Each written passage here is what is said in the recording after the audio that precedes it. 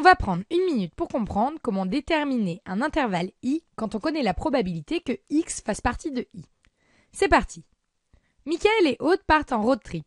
D, la distance en kilomètres parcourue chaque jour, suit une loi normale de moyenne mu égale 560 et d'écart type sigma égale 100.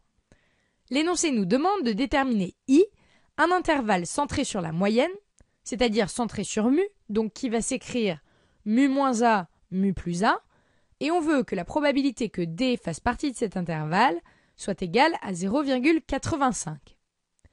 On ne sait pas résoudre une équation où on cherche un encadrement de x en connaissant la probabilité de l'événement, sauf dans le cas de la loi normale centrée réduite.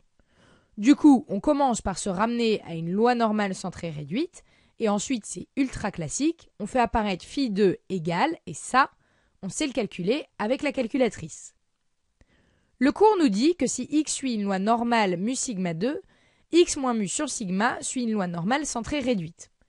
On va donc modifier notre expression pour faire apparaître d moins mu sur sigma. Et hop, voilà notre variable centrée réduite.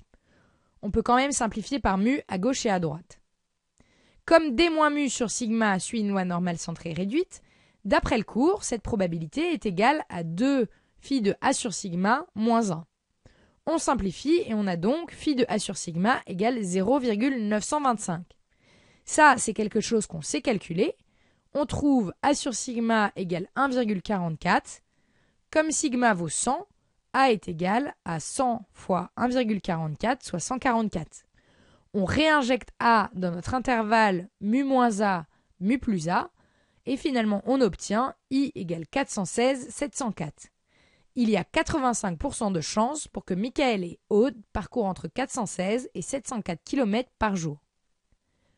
Quand on connaît la probabilité que x, qui suit une loi normale mu sigma 2, fasse partie d'un intervalle i centré sur mu.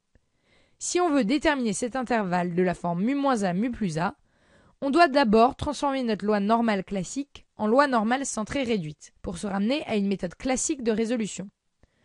Pour ça, on fait apparaître x moins mu sur sigma. Ensuite, méthode classique, on modifie l'expression pour arriver à phi de a sur sigma égale. Ça, on sait calculer. On trouve donc a sur sigma grâce à la calculatrice. On en déduit a, puis l'intervalle mu moins a, mu plus a.